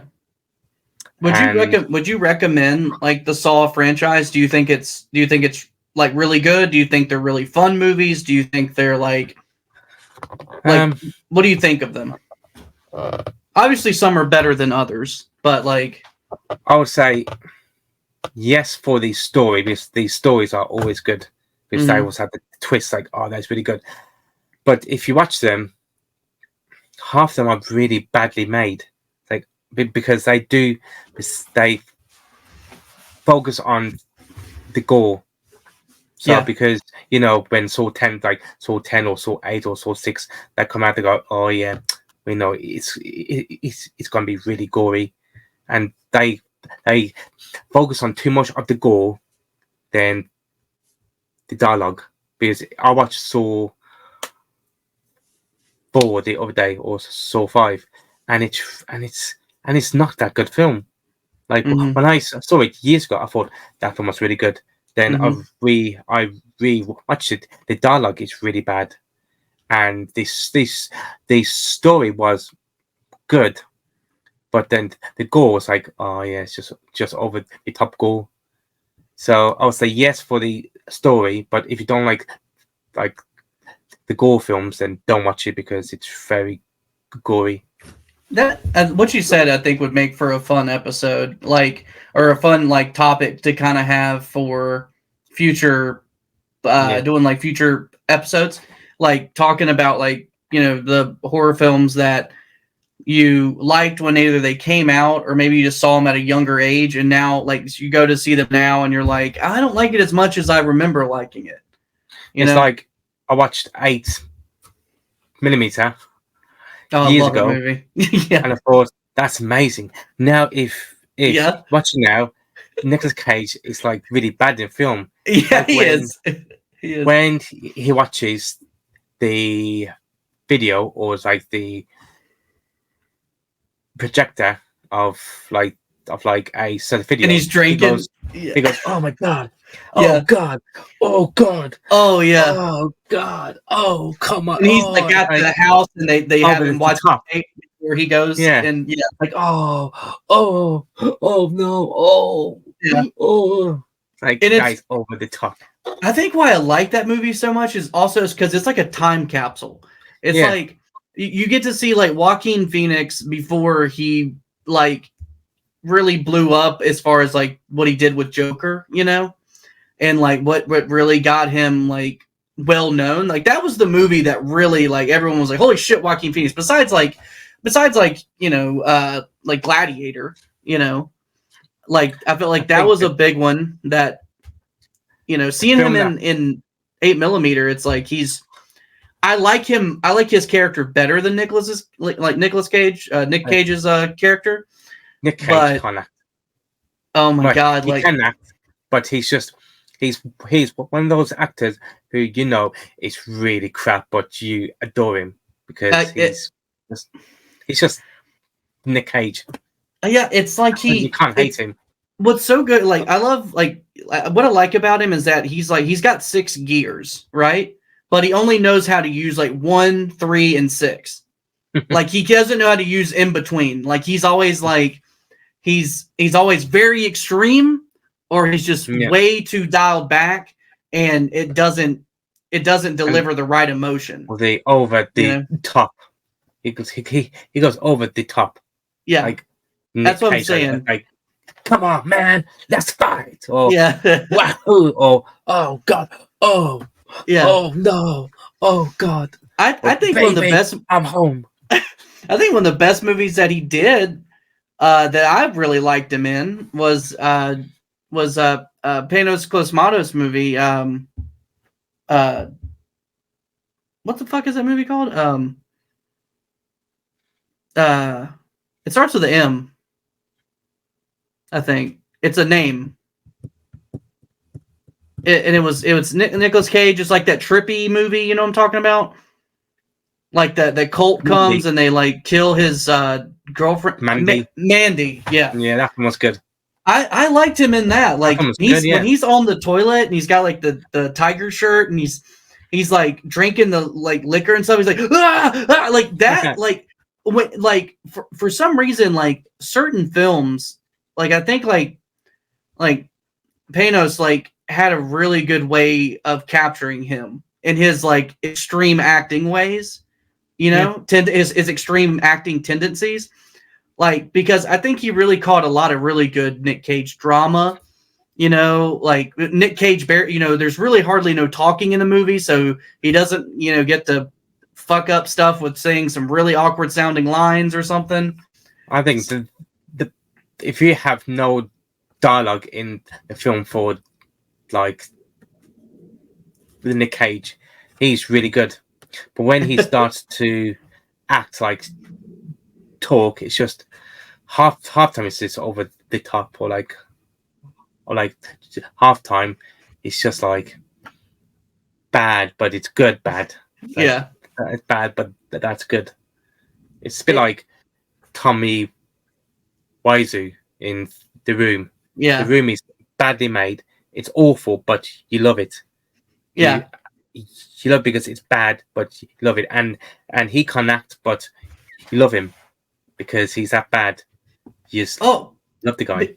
It's so like there's nothing like that's the best part about like even some like horror films is that they're so like that I really like about like, you know, shot on video horror, or I like about just some of the bad like more lower budget 70s and 80s horror movies is that there's so much like just random shit that will happen sometimes. And some of the dialogue will be just so freaking hilarious. Like Home Sweet Home is a movie like that where it's just like this movie is absolutely fucking like hilarious at times because it's I don't know, you get that a lot with a lot of 70s like horror where it's like everything is so out of like the left field when it comes to like the story and stuff like that. So I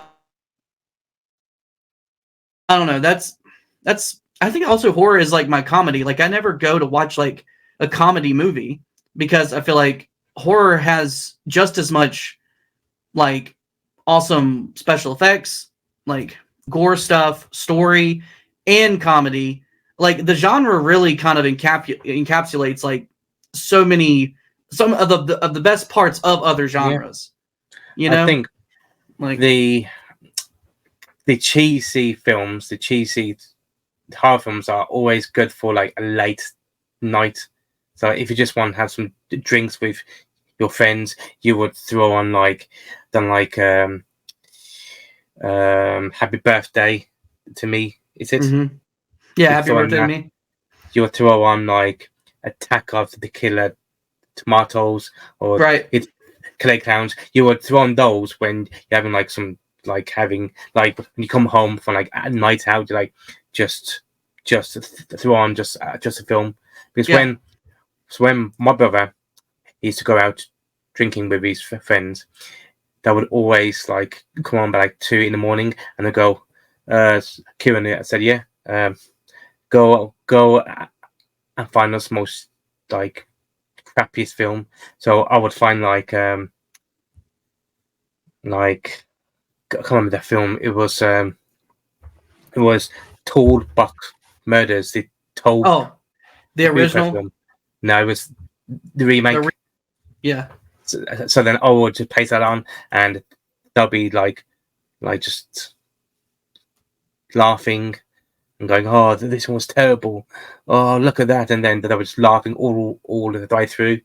Yeah, and that's what I like, the cheesy films, the cheesy, crappy films, and so that's what I think about these like cheesy films, that it's good for a late night, just drinking. But then if you want to watch the classics, then of course you have like a Silent Night, the Deadly Night. You have like the Maniac Cop, I Spent a Grave. And you can find.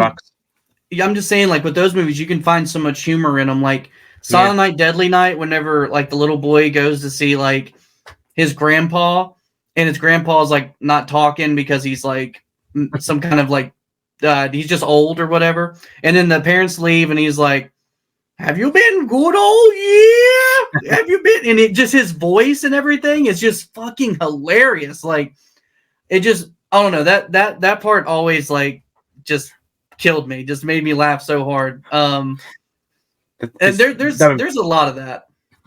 Reminds me of so I've been sort of from both. My best friend has. He watched I Spit on Your Grave. Deja Vu. That's like the. God, I think it's like the 6th installment. I think it's nearly 3 hours long. Holy shit! There's a scene where they chase the woman through the graveyard, and there's an old woman there who does black flips, and like she's like dancing around, and like she's like jumping in the air, she's doing cartwheels. It's like, why I do that for? Just chase her. Stop doing that. It's like this is supposed to be like the classic film, because it's the same director who made the first one. So he came back, and it's trash. It is trash. Dude, some of the best ones to catch are like the 90s horror films that kind of got looked over, because like when I watched, I think it was Hellraiser, I don't know if it was Hellseeker or Inferno. Inferno was good.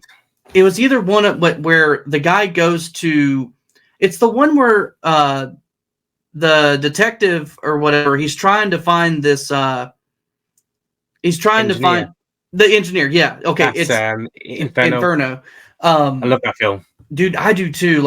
But he's going to find, and he goes to a bar, out in the middle of like nowhere, and there's a bunch of like cowboy dudes in there, and then the next thing you know, it's like they're outside, and he's getting beat up kung fu style by like these like two enemies. It's like, I think there's even like some 90s like techno music going on, so it's like, you know, that kind of shit. And like that's what makes me laugh so hard whenever you get musical cues that really take you back to like the 90s time. Like shit, what was it me and Elisa were watching the other day that straight up started going like so hard in the 90s vibe.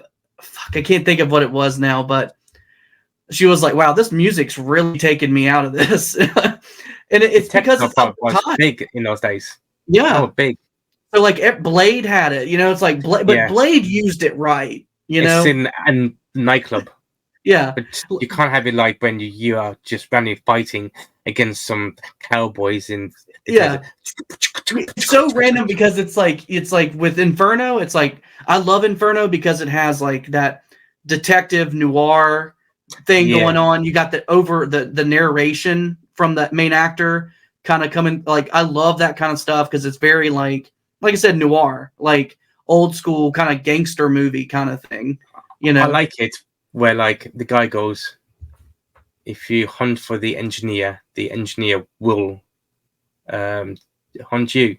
And I think that's really good, because he's trying to find him, and then at the same time the engineer is trying to find him.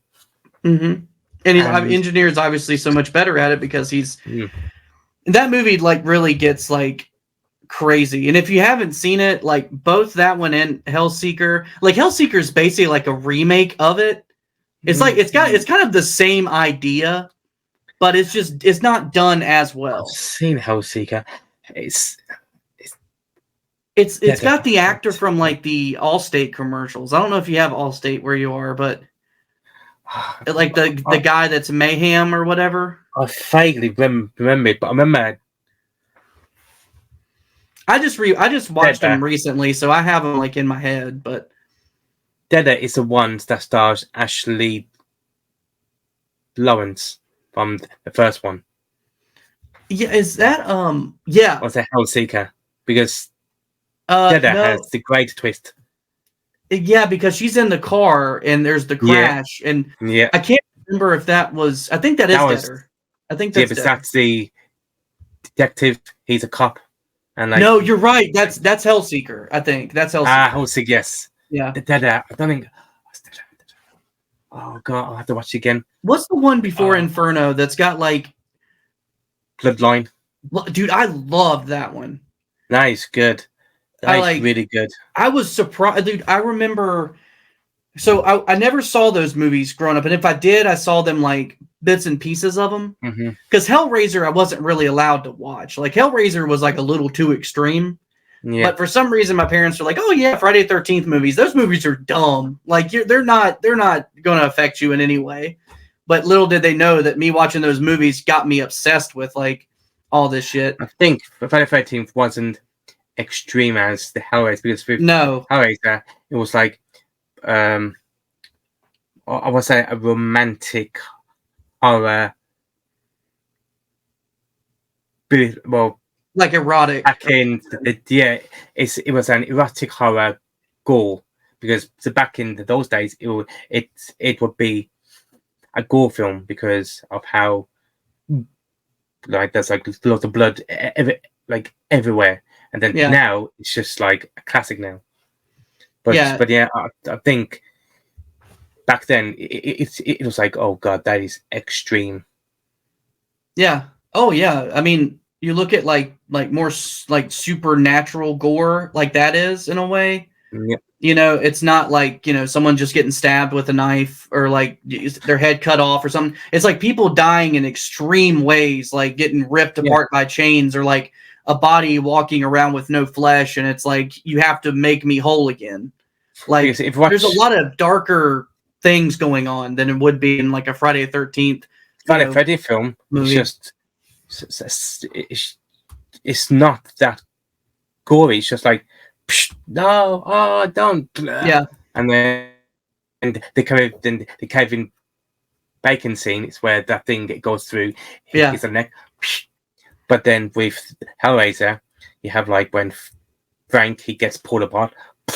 Yeah. And then like Jesus wept. It goes, Jesus wept. And he goes, come to daddy. Yeah. Come to daddy. God. Sorry, babe. This is not personal. Like, it's Frank. Really Don't you remember Uncle Frank? Come to daddy. It's Frank. Remember? And Uncle Frank. And who they had to play him and his voice, like the voice is like what's so memorable. Like the way his voice sounds, like daddy. Yeah, come to daddy. Like, sorry, babe, this is nothing personal. Yeah, like if without that, it wouldn't have been as effective. You know? Yeah, like everything about Hellraiser is like perfect. You know? Imagine you had like Nick Cage, like trying to play him. Come to daddy.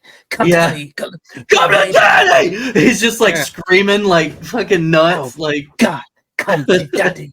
Or like, he starts beating his car like, come to daddy. Or like if we had to say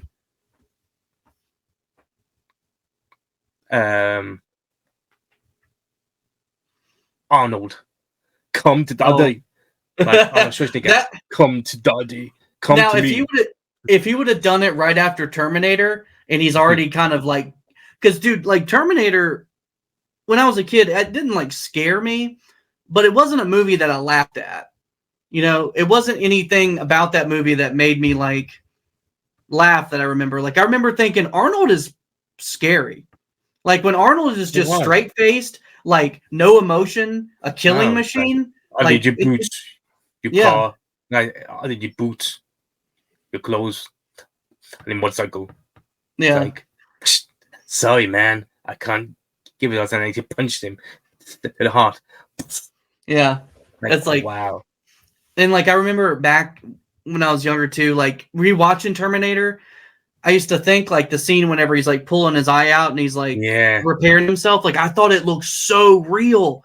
Like I was just like, it was one of those scenes where it's like the first time that I was like really kind of taking in like special effects stuff. You know, I was just like, wow, how are they doing this? You know, And now I watch it now and I'm like, okay, it looks fake, but it's still good. It's obvious that it's fake, you know? Like, well, originally the Terminator was supposed to be played by O.J. Simpson. And then, that's right. Yes. The murder happened. No, O.J. Simpson, he done Naked Gun films at the time. Mm-hmm. And yeah, because O.J., he done the murders in 90s.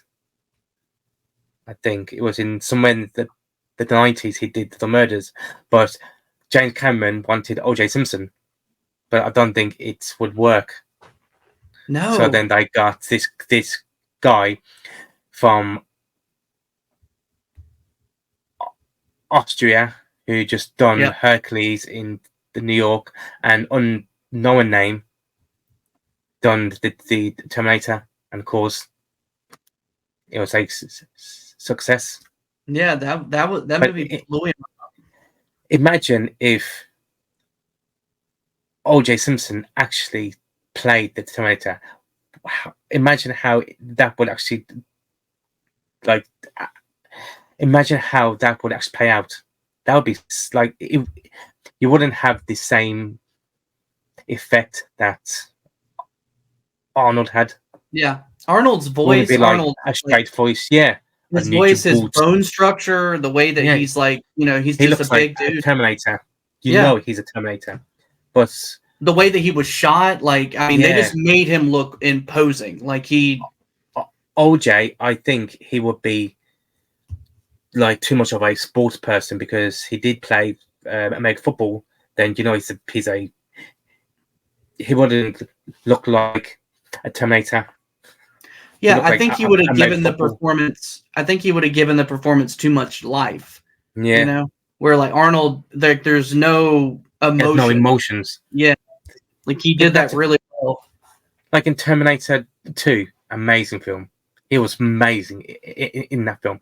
He doesn't laugh, smile. He just keeps a straight face.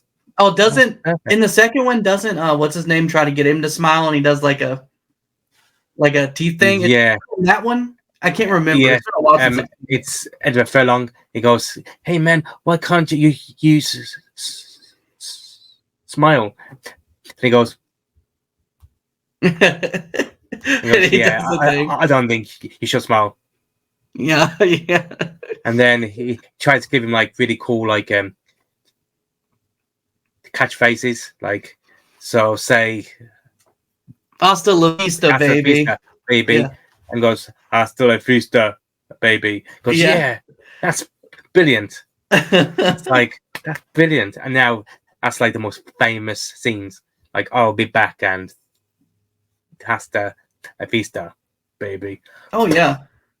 Isn't that crazy how like a movie can, for one, be a well-made movie, but then also like have like such a simple, like these quotable lines that like live on forever. Like for the most part, I mean, nowadays people are not as familiar with Terminator as they were,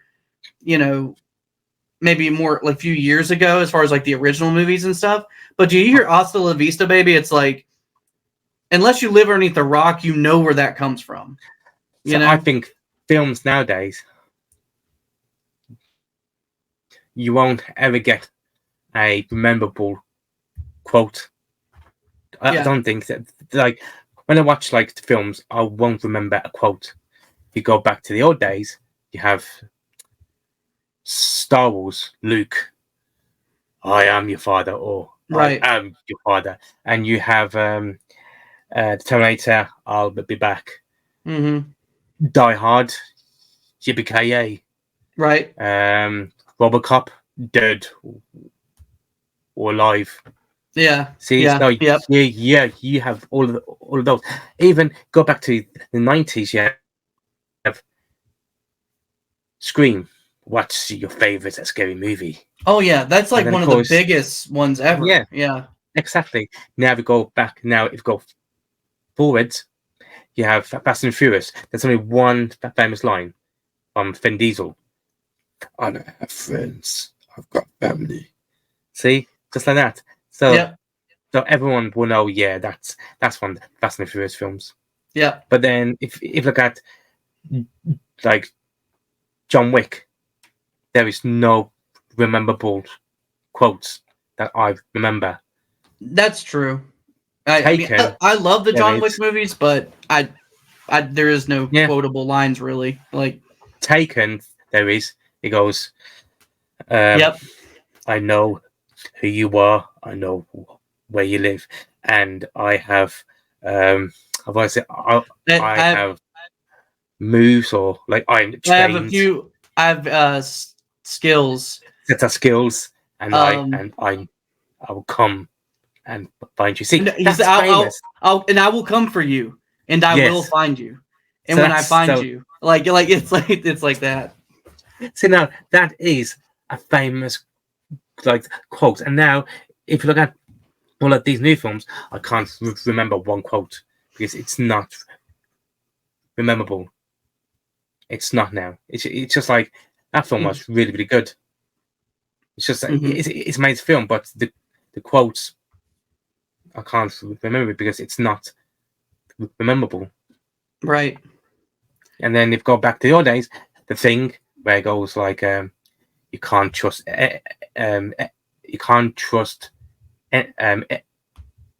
anybody, and I don't know if what it was when Kurt Russell is in the bunker and he goes, I've been living here now for like certain days and I can't trust anybody now, and I'm not sure if they are.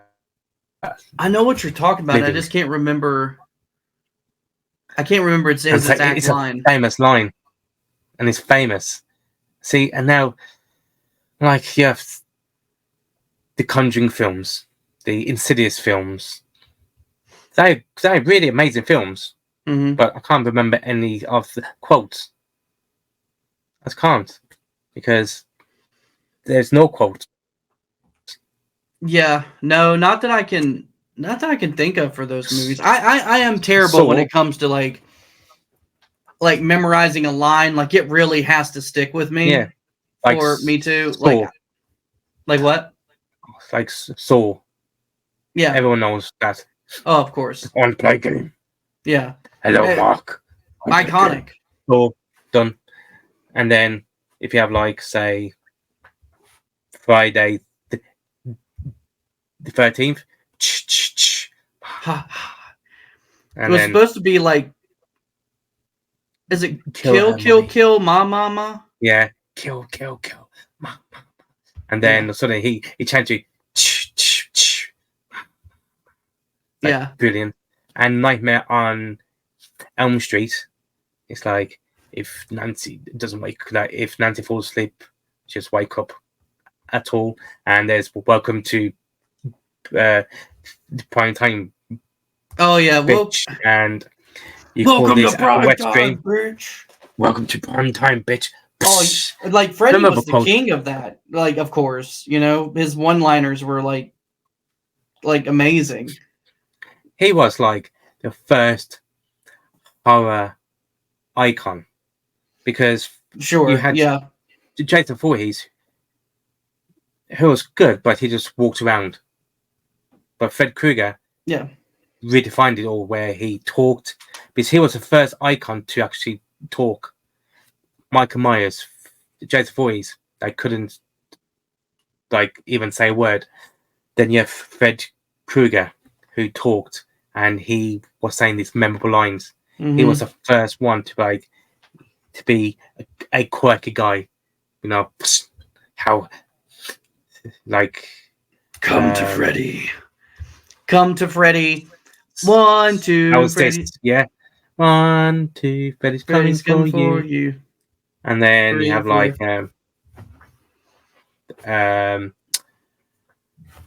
when he pulls Joey into the waterbed, and he goes, how's this for a wet dream? Yeah. Always in memorable lines.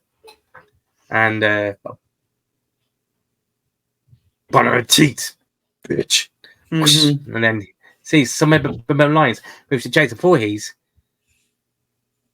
It's all about the moments, like when Tommy Jarvis he puts the pole into Jason's grave, and then the lightning shoots, and then that's when Jason Voorhees is a zombie, and he comes back.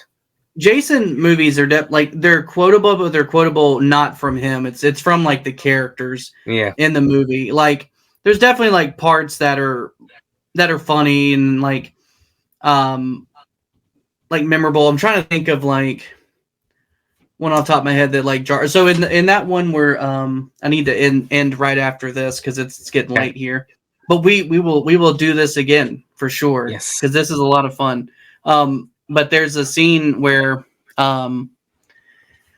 there's a couple scenes where it's like I think it's part 6 where I don't know, just the cop, he has like all these one-liners that I just find hilarious. Like he's like, hit the noise in the cherries. It's like, it means turn the lights on for the cop car. And it's like, hit the noise in the cherries. Like, I'm like, that's fucking hilarious. Like, what is that? Like, where the red dot, he's like, whoa, Junior, where the red dot goes, you bang. And like, you know, there's tons of that, like all throughout that movie. You know, I need to watch this. It's been a long time since I watched the Friday the 13th. Oh, and in that one, the grave yard keeper guy, he breaks the fourth wall. He's like, dig him up. Now, who would have a who would want to do that? Some people out there have a real sick idea of entertainment. He looks directly at the camera, you know, and it's like, oh, that's what good you stuff. You shouldn't do is look at the camera. You shouldn't. That's one of the rules. Yeah, it was. You could tell that the movie was made for the audience. Like it was made to be in the theater. This movie was going to be a blast. You were going to be throwing popcorn everywhere. You're going to be having a lot of fun, and you know that's one of my favorite ones. Like, well, a trivia fact for everyone. So when the New Line bought Friday the 13th, they didn't realize that they only bought the Jason Voorhees name, so they could not use Friday the 13th name. They only bought the name Jason Voorhees. How witty! That's why you have Jason Goes to Hell, Jason X, and Freddy versus Jason. Yeah, they can't use Friday the 13th name. That I actually didn't know that, and I think it's funny to think like how long it took us to get like a Freddy versus Jason. It's been in the works for many years, but they went through so many screenplays where Fred Krueger shoves Jason's mom's head up Jason's arse. Freddy fucks Jason's mom. So Jason goes into Fred Krueger's world. Fred Krueger is like a powerful human being. They go through many screenplays. They went through everything. And the original ending for Freddy vs. Jason is when Freddy Krueger and Jason Voorhees, they both die in the water. And they both wake up in like this massive room, and then all of a sudden a man appears, and it's a pinhead, and he goes, it's pleasure to meet you guys. And then the studio said, no, just keep it as Freddy versus Jason. How fun would that have been, though? That'd be amazing. But they didn't want to bring in more people. They thought, look, just try and keep it to like just two people. Don't try and make it as like 3 people, just like 2. Dude, I was looking the other day. I think it was on Facebook that I came across like a cover art for Jason versus Leatherface, I think. Yeah. Like, I didn't know that there was. I remember, like, I think I knew that there was a Jason comic series. Yeah, there's Ash versus Jason. Or, that's cool. Like Ash versus something. So and it's really good books. I have 2 Hellraiser comics that are from like the 90s. Nice. So I have to show you those, but I mean, obviously, they're not like super. They're not like super rare or anything like that, because I got them for like maybe like $12, which is kind of expensive for a comic. Some of the Hellraiser books, it's like a black cover, and it's got pinheads. Oh, that's cool. Looking up, it's really cool books. We'll have to do that for. Yes. We'll have to do that for an episode, since we've like gotten a feel for all this. Yeah, it's been good. Yeah, it's been a lot of fun. So I mean, if you're down for another day this week, we can. I'd love to do this. So this Thursday I'll have we should be good for Brian Paulin, and that will be fun. So you guys make sure to tune in for that.